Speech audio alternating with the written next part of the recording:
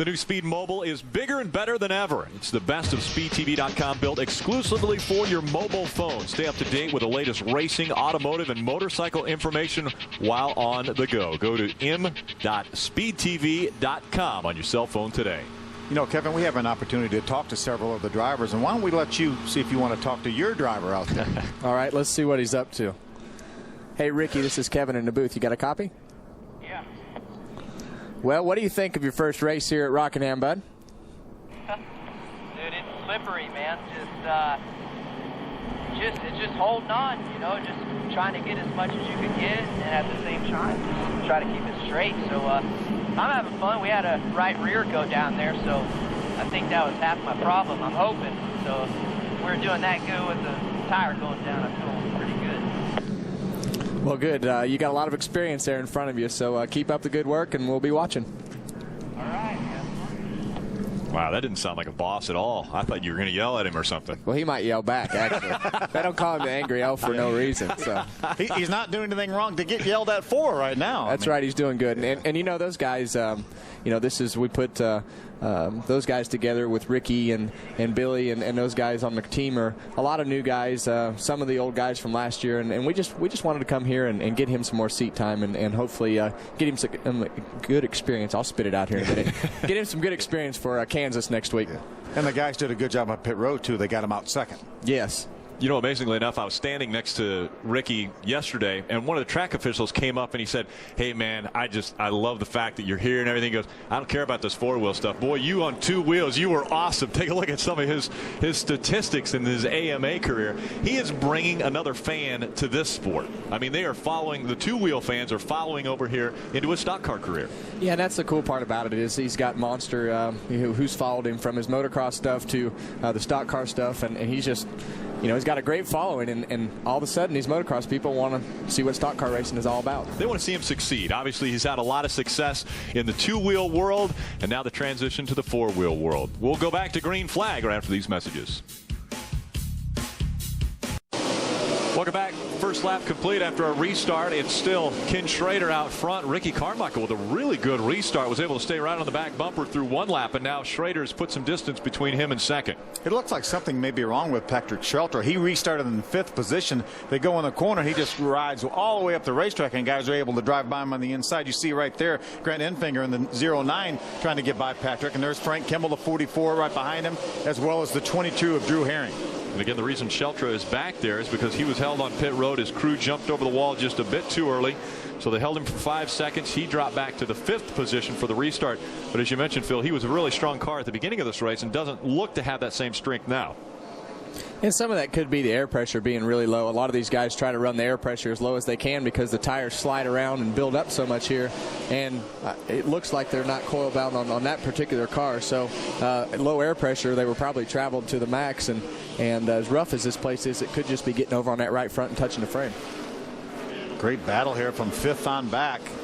Patrick was able to get, there's Drew Herring, the 22. Drew has some experience here. He finished second last fall in the USAR race here. He's racing with a 44 Frank Kimmel. There's Matt Merrill, the 32. Looks like Brian Silas maybe pulling up to the inside of the 32. Brad's in that, Brian's in that 11 car, that black car, owned by Andy Hillenberg. Andy Hillenberg, who owns this racetrack. Was the promoter for this race, track owner. Done some amazing things here at this facility, bringing stock car racing back to such a historic racetrack. Well, there's Parker Kligerman, remember, trying to overcome that spin. And it looks like as much stay drives they put down on the racetrack, there was definitely something on the racetrack caused him to spin. And that's probably why the caution was coming out to start with. Yeah, it was definitely right in his line. He was running a little bit lower line and kind of going up just like he is now. And it was definitely right in his line. So I think that definitely contributed to his spin. Jim Trado. Well, guys, Parker Kligerman was having a really solid run. He spun in the oil from the dropped engine under that caution. So when he did that, his car spun to the inside. He popped 2 tires. It took him forever to get around the racetrack. All they did was a small chassis adjustment for Chris Carey. Said we went a half round in the left rear and 4 tires. So Kligerman may resume that pace, but it was spinning in the oil after it was down. That cost him all that track time in the 77. Ray? Jim, I want to talk about Allie Owens. She started today back in 17th, and Kevin Harvick was talking about coil bind. Well, today is the first time ever for Allie in a coil bind setup, and she has worked her way all the way up to 9th place. But as the green just came back out on this restart, her car did not go very well, and she is slowly dropping back through the running order. Had a really good car in the early stages. Whoa, problem on the back stretch. That's the 16 getting turned around. Joey Coulter. Looked like the 6 of Justin Lofton was right behind Joey, and they made some contact. I don't know if Joey moved up the racetrack and pinned the 6 of Justin Lofton against the wall, but Joey's going to pay the price. Well, that was building up for a few laps there. You could see that they were getting a little bit frustrated with the lap car kind of being in the middle of their battle there, and I think he just might have got a little bit impatient, but we'll see what happens on the replay here. Remember, that's Joey Coulter that had the problem, the transmission problem on the very start of the race. Good race car, but 3 laps down.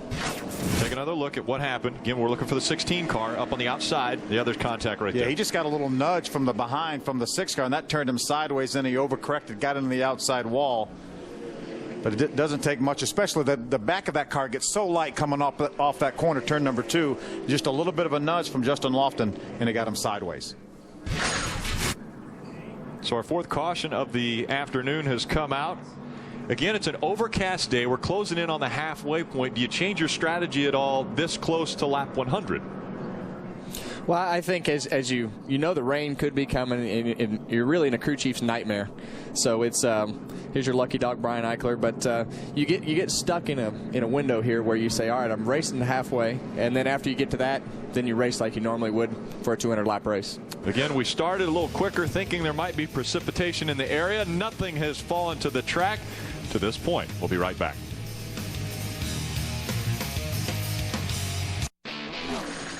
Speed's coverage of the ARCA RE/MAX Series is brought to you by RE/MAX. Outstanding agents, outstanding results. And by Aaron's. Nobody beats Aaron's. Nobody. Given a 1 to go signal right here.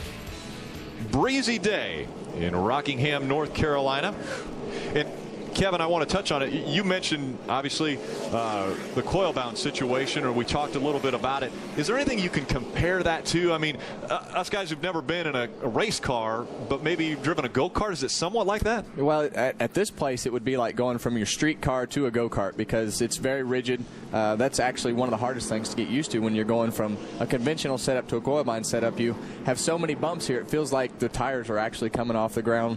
But when you get it right, if it's not right, you can screw the car up a whole lot faster than you can conventionally. Really? So that's why a lot of people don't venture to the coil bind setup when you get to places like this. But the guys who really have it down run coil bound, and it actually rides fairly smooth, but it's still rougher than it would be conventional. And what a coil bind is the spring coils actually physically touch, and they want to try to keep them touching all the way around the racetrack. Obviously, you get to travel and turns, but they want to keep the front end down for aerodynamic reasons down the straightaway as well.